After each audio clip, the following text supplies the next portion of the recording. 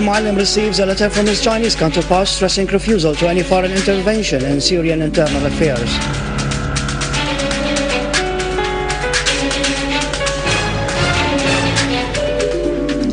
Al-Muallim meets Amos and stresses Syria's readiness to cooperate with UN mission for humanitarian affairs within the framework of respecting Syria's sovereignty and independence.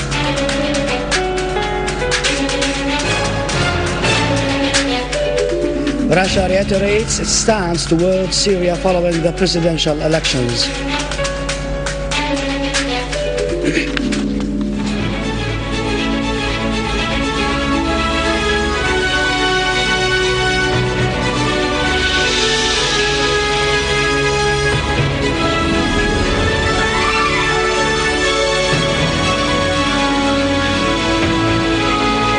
Ladies and gentlemen, welcome to our news for today. Foreign and Expatriates Minister Walid al-Muallim today received a letter from Chinese Foreign Minister Yang Jiechi, conveyed by the Chinese minister's envoy, on the friendship relations between the two countries and China's six-point initiative for a political solution to the crisis in Syria. Minister al-Muallim expressed Syria's appreciation for the Chinese firm stand in international circles and Syria's welcome of the six-point initiative and readiness to positively cooperate with it, as it represents the road towards finding a solution based on stopping violence from whatever side, facilitating UN efforts in the humanitarian domain, cooperating with the UN envoy, calling on all parties to participate in comprehensive national dialogue, and precipitating the reform process that has started in Syria. On his part, the Chinese envoy reiterated his country's rejection of any foreign interference in Syrian affairs. He pointed out that the Syrian people are capable of finding a solution to the crisis. He expressed China's refusal of the attempts by some parties to take advantage of the humanitarian situation in order to intervene in Syrian affairs under any pretext. He stressed China's respect for Syria's sovereignty, independence, and territorial integrity, and for the UN Charter's objectives. Foreign Minister Walid al-Muallim discussed this morning with UN Assistant Secretary for Humanitarian Affairs and the mission accompanying her the current circumstances in Syria and their impact on citizens' livelihood.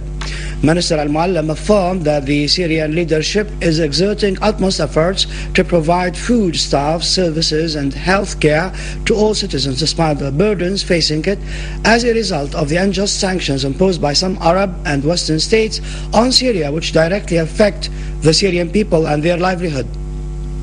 Minister al-Muallim asserted Syria's commitment to cooperate with the mission within the framework of respect for country's sovereignty and independence, and in coordination with the Foreign and Expatriates Ministry. On her part, Amos thanked the Syrian government for receiving her and pointed out that the aim of her visit is to assess the humanitarian situation in Syria in order to consider what can be done to provide basic needs for citizens. She stressed her own commitment and that of her team to international standards regarding humanitarian assistance, particularly independence and objectivity. Amos also affirmed respect for Syria's sovereignty and rejection to use the humanitarian question for political purposes. She voiced rejection of the attempts to promote the idea of humanitarian corridors and buffer zones.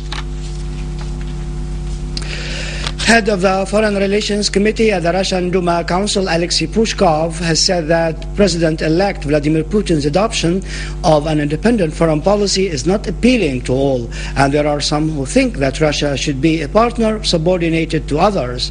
Pushkov affirmed that Putin adopts a different stand, namely that Russia or any other states should not interfere in Syria's internal affairs. He said Russia cannot approve of a decision at the Security Council on Syria unless this decision calls on the armed opposition in Syria to immediately stop combat operations. I find no positive stance on the part of the world community to find a solution to the situation in Syria, he added.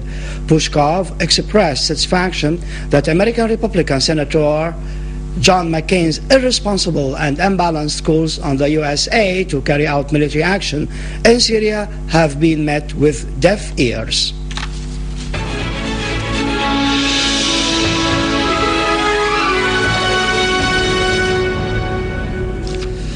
Terrorist Yasser Fawzi al-Abd confessed that he, along with his terrorist group, which is called Abu Amara Battalion, assassinated both businessmen Mahmoud Ramadan and Mahmoud As-Surani, in addition to committing many murders, intimidation, arson, and robbery, as well as destruction of properties and shops in Aleppo and its countryside.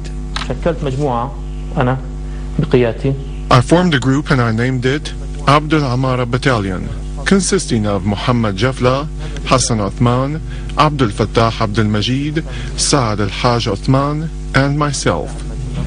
We started to implement the ideas that we discussed earlier.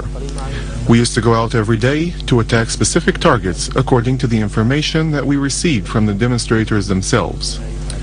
We set fire to a car in the Ansari neighborhood belonging to a person named Khalid Abdelaido. We threatened to kill him if he continues to go out with the popular committees. We also burned 2 other cars in the Ashrafiyya quarter in the area of the youth housing.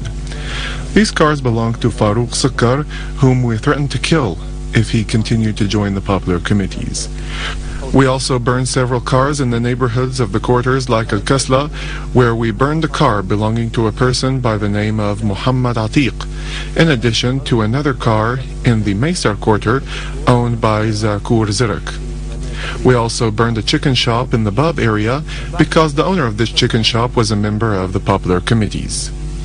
We also burned a mall in the Kasla quarter and a barber shop in the Hamadaniya neighborhood. Authorities in Homs yesterday seized large quantities of weapons, computers, modern communication equipment, and amplifiers.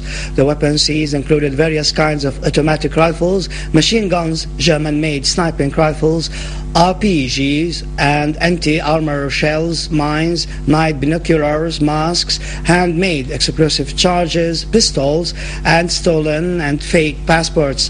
Large quantities of ammunition, military uniforms, and dynamite were also seized.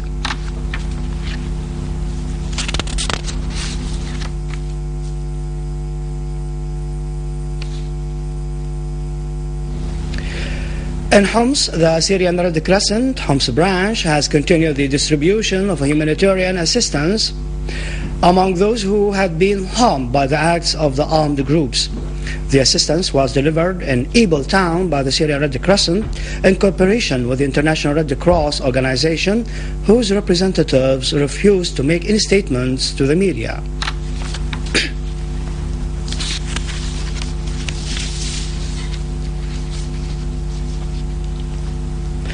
In Idlib Governorate, a number of terrorists were killed and others were injured in a blast that occurred while they were trying to make explosive devices in one of their hideouts in Marret Shamarin village east of Marret Naaman yesterday.